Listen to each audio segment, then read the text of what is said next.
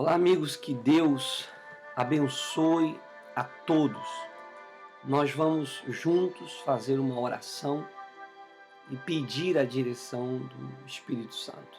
Convido você a fazer comigo e com outras pessoas que nos estão assistindo a entrarmos na presença de Deus. Ele disse que onde estivessem duas pessoas ou mais reunidas em seu nome, Ele estaria presente. Então eu e você já somos duas pessoas, já é suficiente para que o Senhor Jesus esteja presente. Vamos orar.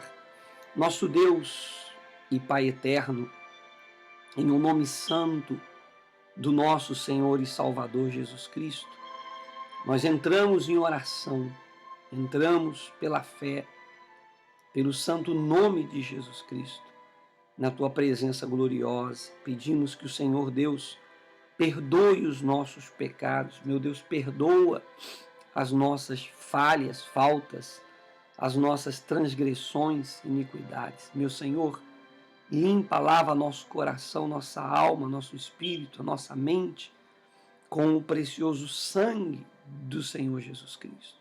Santifica-nos, ó Deus, para que possamos entrar, estar e permanecer diante do Senhor, sem que haja nenhuma impureza que nos tire da tua presença ou que nos afaste do Senhor nosso Deus. Ó Deus Santo, que conhece as intenções dos nossos corações, que sabe todas as coisas, que sabe o que está na mente e no coração dessa pessoa, que sabe das suas lutas, das suas provas, dos seus desertos, das suas necessidades espirituais e materiais e sentimentais, etc. Deus Santo, faz a obra, meu Senhor, faz a obra na vida dos que sofrem, dos que padecem, dos que gemem. Fortalece a fé daqueles que há tantos anos têm ouvido a tua palavra, têm frequentado uma igreja e muitos, infelizmente, não têm crescido, não têm amadurecido na fé, não têm crescido no conhecimento da tua palavra e da tua santa vontade.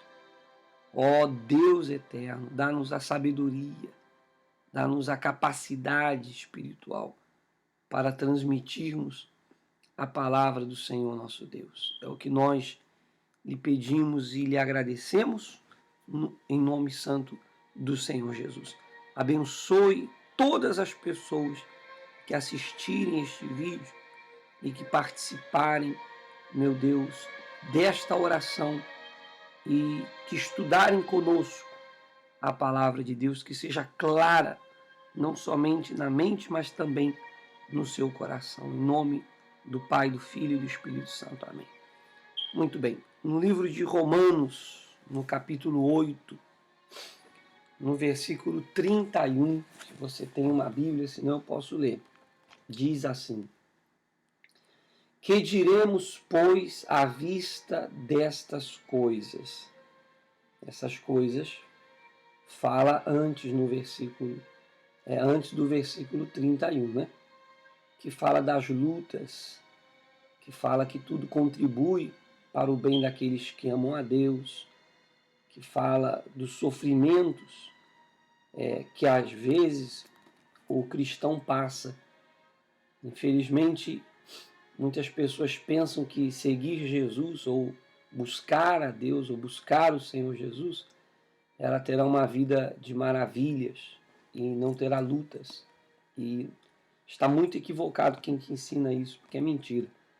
Mesmo porque Jesus Cristo já disse lá em São João 15, se eu não estou equivocado, ou 16, ele diz: no mundo tereis aflições, mas tem de bom ânimo, eu venci o mundo. Então, enquanto nós vivermos neste mundo, teremos aflições. Lógico que o fato de aceitar ou não aceitar é outra situação, mas teremos aflições. Passaremos por situações, lutas, situações adversas e contrárias. Então, se você ler antes do versículo 31, o apóstolo São Paulo está falando sobre a criatura sujeita à vaidade, que geme, das lutas que passam e que todos os filhos de Deus enfrentam. Mas deixemos isso para comentar outro dia. Então, no versículo 31, ele vem dizendo que diremos, pois, à vista dessas coisas, dessas lutas, dessas provas, desses sofrimentos, etc. Se Deus é por nós, quem será contra nós? Se Deus está a nosso favor, se Deus está ao nosso lado, então é o que está escrito aqui, somos mais que vencedores. Ou seja, as lutas existem, as dificuldades, as provas existem, mas no momento em que você persevera, no momento em que você permanece firme, inabalável na sua fé, na sua comunhão, na presença de Deus, na sua fidelidade. E quando eu me refiro a fidelidade, é engraçado que existem pessoas que às vezes falam conosco, dizem, pastor, eu estou fiel, eu sigo fiel. E eu me pergunto, fiel a quem? Fiel à sua igreja? E você crê que isso é ser fiel a Deus? Fiel à sua denominação, à sua instituição? Fiel ao seu marido? Fiel à sua crença, à sua religião? Ou fiel a Deus e à sua palavra? Porque ser fiel à igreja não significa que a pessoa é fiel a Deus. Muita gente que é fiel à sua igreja não é fiel a Deus. E nós podemos aí citar N exemplos de pessoas que são fiéis à sua denominação e não a Deus.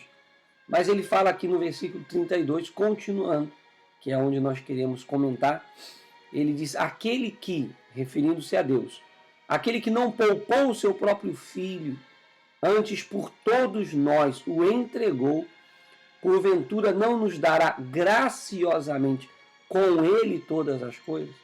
Então veja só a situação que o apóstolo Paulo nos apresenta. Aquele Deus que nos deu o seu próprio filho, ou seja, a coisa mais preciosa que, se você tem filho, de repente você entende melhor, que uma pessoa tem é o filho, embora hoje nós vemos pessoas jogando o filho na lata do lixo, que não consideramos pai ou mãe uma pessoa que age dessa maneira. Mas o filho, que é o herdeiro, que saiu de você, que é sangue do seu sangue, que existe um amor maternal, existe um amor profundo para com aquela criatura gerada de você, você pega o que você tem de mais precioso, que é o filho, e você dá em favor da humanidade. Foi o que Deus fez. Quem faria isso? Nós não faríamos isso. Você não pegaria o seu filho e o sacrificaria para salvar Hitler, para salvar o Obama Bin Laden, para salvar um estrupador, um abusador de crianças, para salvar uma pessoa que como se fala em português? Que defrauda, que engana, que rouba pessoas más, pessoas mentirosas, pessoas falsas, porque o Senhor Jesus foi dado para salvar o pecador, embora todo ser humano peca, todo ser humano está incluído dentro dessa situação de pecadores. Agora, existem pessoas cruéis e que são más e que Jesus morreu por elas. Deus também deu o seu filho para salvar essas pessoas. Ora, se Deus deu o bem mais precioso, digamos assim, coloquemos dessa forma, que é o seu filho, por nós, o que ele vai negar? O que Deus vai negar? Uma casa, um carro, uma bênção sentimental, uma bênção financeira, uma bênção material? Como Deus vai negar uma coisa tão insignificante se ele deu a você o mais precioso, que é o filho dele? E é isso que é importante entender, porque é uma palavrinha aqui muito importante que disse, nos deu graciosamente. Graciosamente, que vem da palavra graça, graça é um favor, graça é um bem imerecido. Nós não merecemos. A salvação é conquistada pela fé no sacrifício do Senhor Jesus Cristo, naquilo que ele fez. Agora pense comigo, medite comigo, analise você.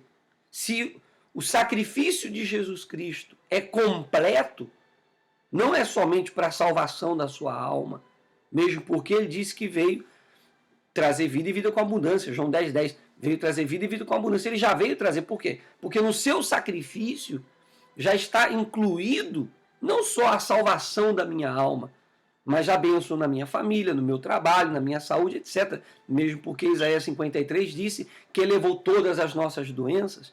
Então, quando eu tenho que fazer alguma coisa para conquistar essa bênção de Deus, que não é a obediência à sua palavra, então eu estou desfazendo ou tirando méritos do que Jesus fez por mim. O que Jesus fez por mim é mais do que suficiente. E aqui diz: se Deus nos deu o seu Filho, não nos dará com ele, com Jesus, todas as coisas? Todas as coisas. Por isso Jesus disse em João 14, pedi e se os dará. Porque ele falou, pede. Foi o que ele disse para a pessoa pedir. O que ele disse para Marta? Se você crer, você verá a glória de Deus. Então existe o crer. Quando a pessoa crê no que Jesus Cristo fez por ela na cruz do Calvário, então, por essa fé no sacrifício de Jesus, ela alcança a salvação eterna. E no momento que ela crê e aceita esse sacrifício por ela, uma dívida que foi paga, que você não tem que pagar. Nada do que você fizer, nada do que eu fizer me salvará.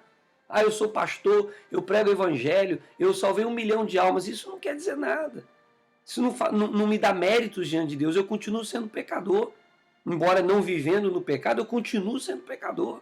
E nada do que eu faça, nem o bem que eu faça, me dará méritos ou dignidade diante de Deus, porque nós não temos. Porque a nossa natureza, que herdamos de Adão e Eva, é uma natureza caída, é uma natureza pecaminosa.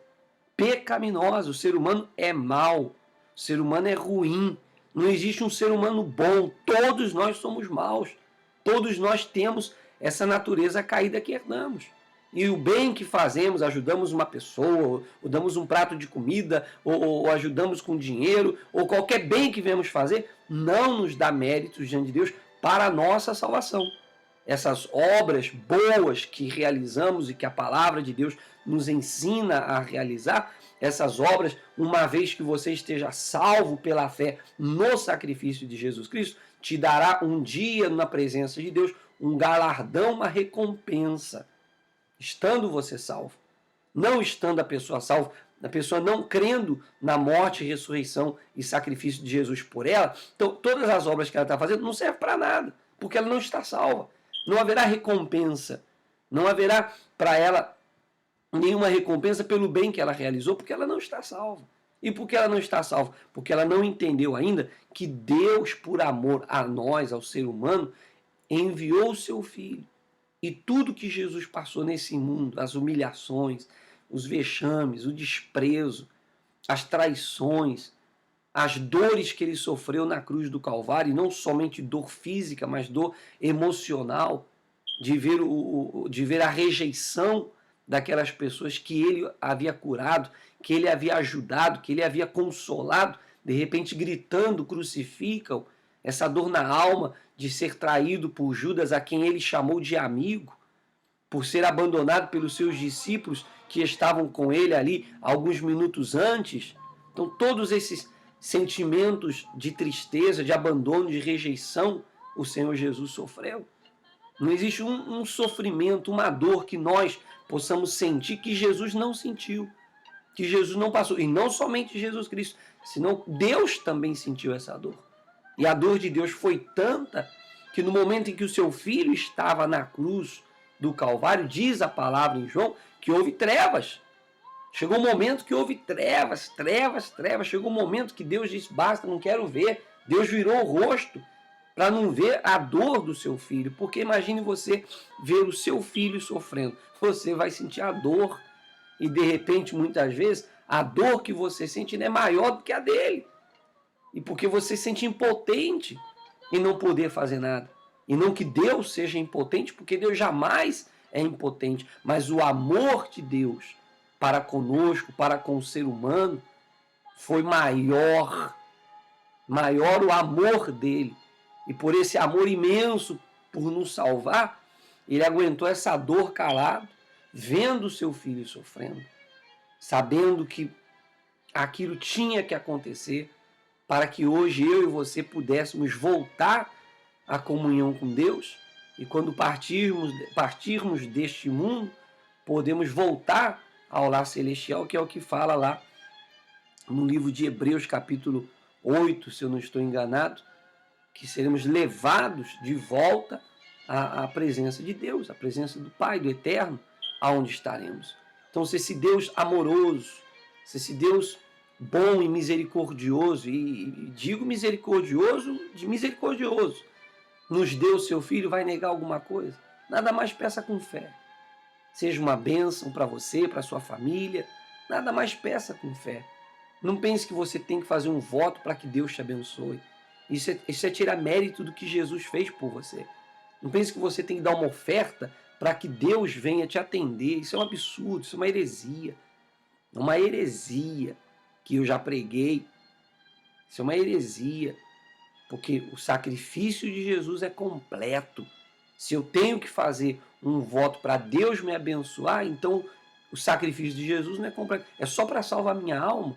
Ou seja, todo aquele sofrimento, toda aquela dor, toda aquela rejeição, tudo que Jesus Cristo passou, a Trindade passou, foi nada mais para salvar minha alma. Mas Isaías 53 diz que ele levou minhas dores, levou as minhas enfermidades, que o castigo da nossa paz estava sobre ele.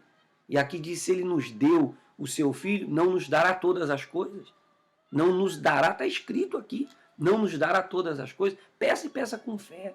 Eu estava hoje evangelizando e conversando com uma senhora, e ela casou, brasileira, casou com um americano. E ela dizia, pastor, eu não podia falar o nome Deus perto do meu esposo. Não podia falar Deus perto desse homem. Falei uma, duas vezes, ele já me brigou, levantou a voz, falou, não fala perto de mim esse nome, que Deus, que nada, Deus não existe. E conseguimos isso, não foi graças a Deus, é porque eu trabalhei, é porque eu lutei, e um americano. E esse homem, ela viveu com ele 10 anos, esteve casada, me disse que esteve casada. Então, ele sempre rejeitou, e quando ele estava enfermo, com câncer, já no hospital, alguns dias antes dele morrer, ela disse que ele chamou ela e disse, olha, eu agora creio em Deus. Eu agora creio em Deus. Eu disse para ela, olha, Deus é bom. Deus é bom. Uma pessoa que o renegou durante toda a sua vida, renegando a Deus, renegando a existência do Criador. E pouco antes de morrer, Deus permite que essa criatura venha a crer nele. E Deus é muito misericordioso. E por que Deus permitiu? Porque Deus queria salvá-lo. E por que Deus queria salvá-lo? Porque Deus o ama.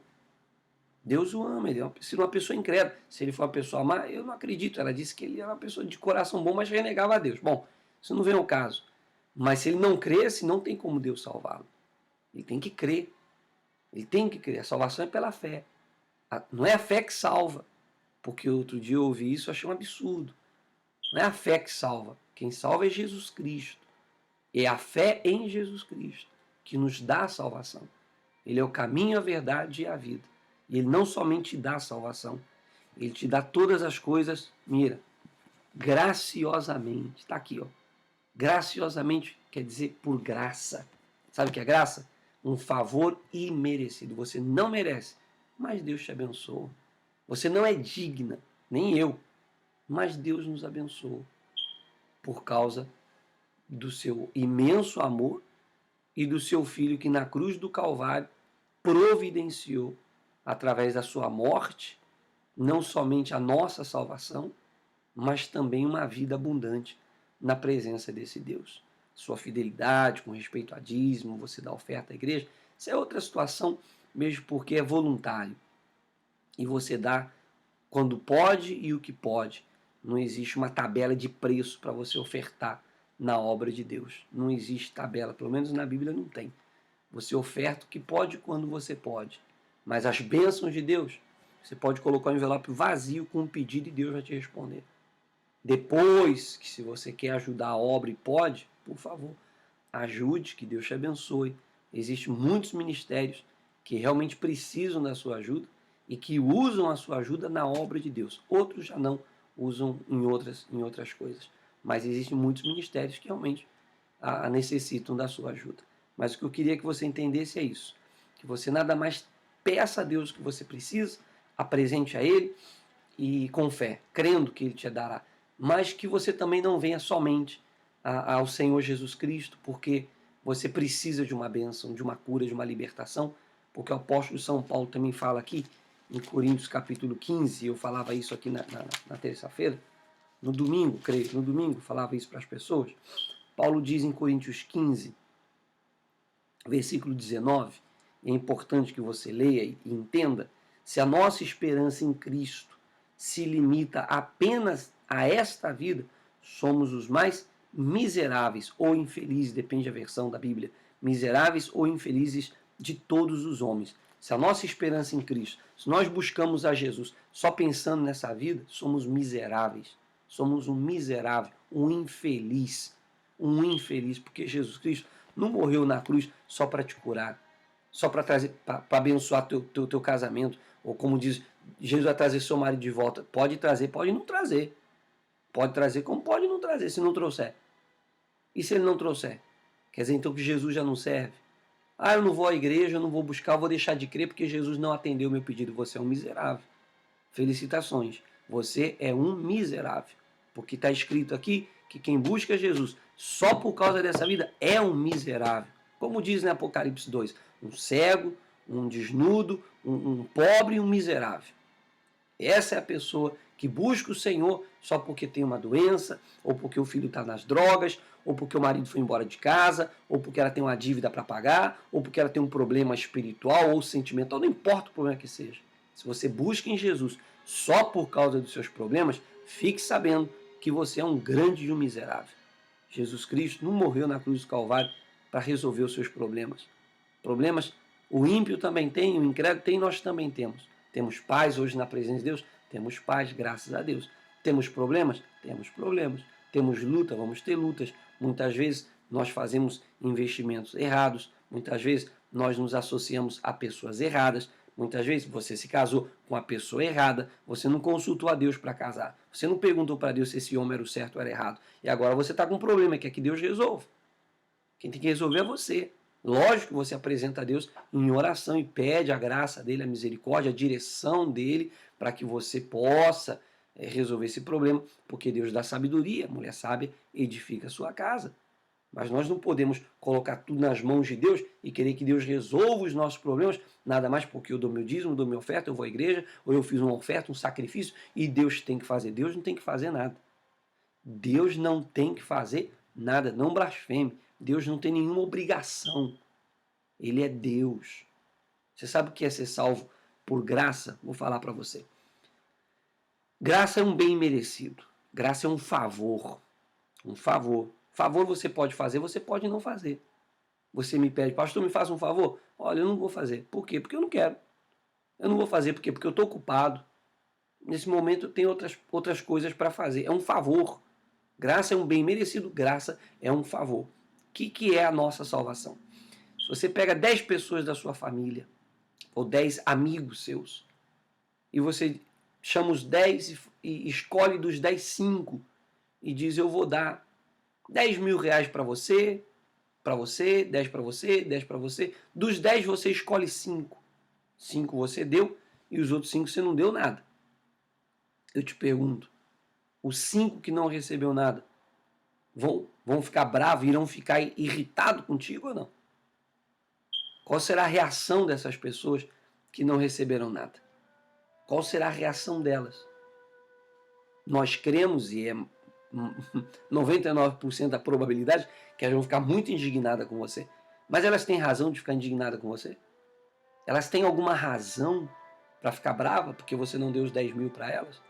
E deu para outra pessoa? Não. Você dá para quem você quer, o dinheiro é seu.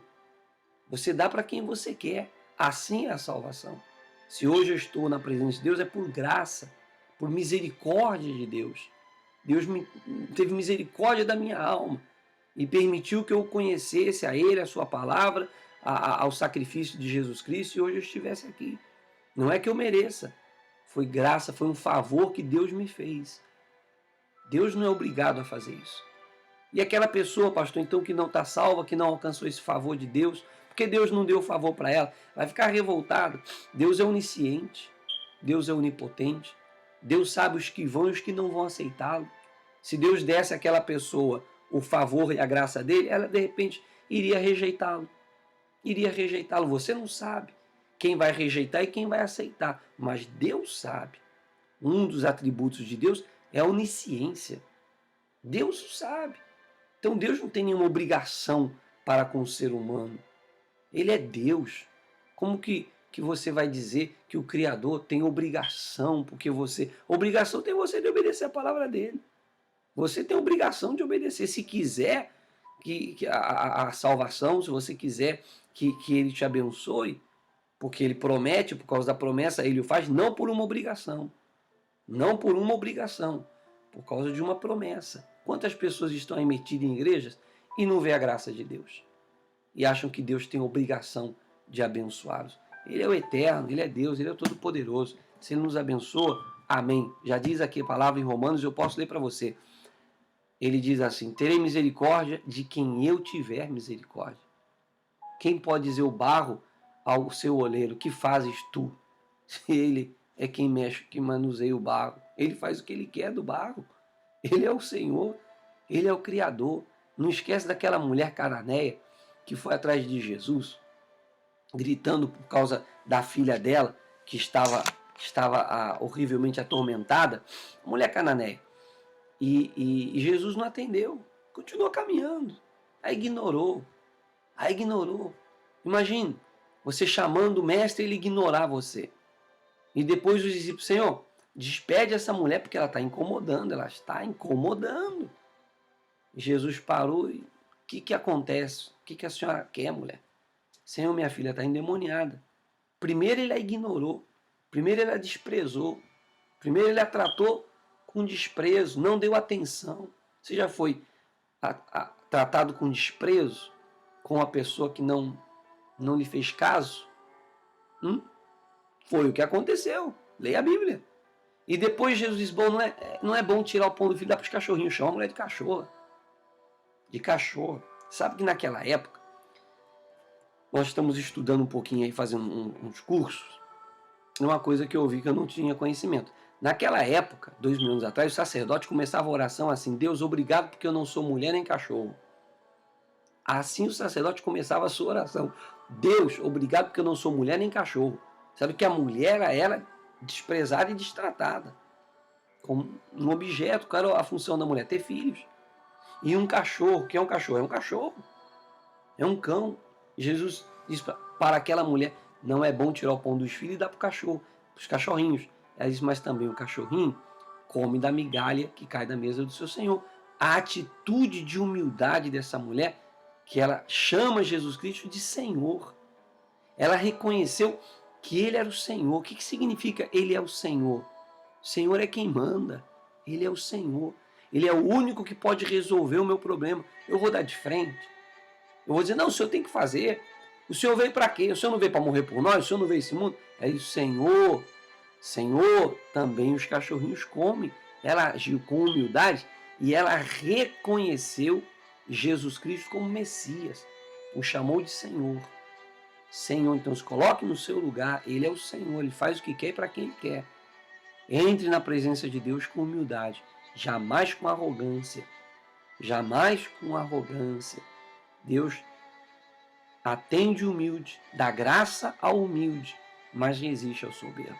Que Deus te abençoe, que você saiba que Ele te ama, que Ele entregou o Filho dele para morrer por você e juntamente com o seu Filho, todas as bênçãos, todas as coisas, Ele te dará. Se não te deu ainda, te dará amanhã ou passado amanhã, ou depois da manhã. E se não dará depois da manhã, bom, te dará no céu. Tenha paciência. Saiba que Deus é fiel e que Deus sabe o que Ele está fazendo, Ele está no controle de todas as coisas. Não há nada que aconteça sem que Deus esteja no controle.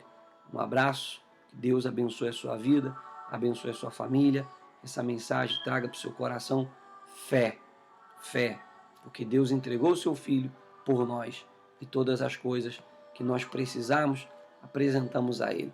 E Ele nos atenderá no momento oportuno e sempre dê graças a Deus. Se você hoje enfrenta uma luta, dê graças a Deus, porque em tudo dai graças, diz o apóstolo São Paulo. Um abraço, que Deus abençoe a todos vocês que nos acompanham desde o Brasil. Fiquem na paz e voltaremos com outras mensagens. Um abraço. Que o Senhor Jesus Cristo os abençoe a todos.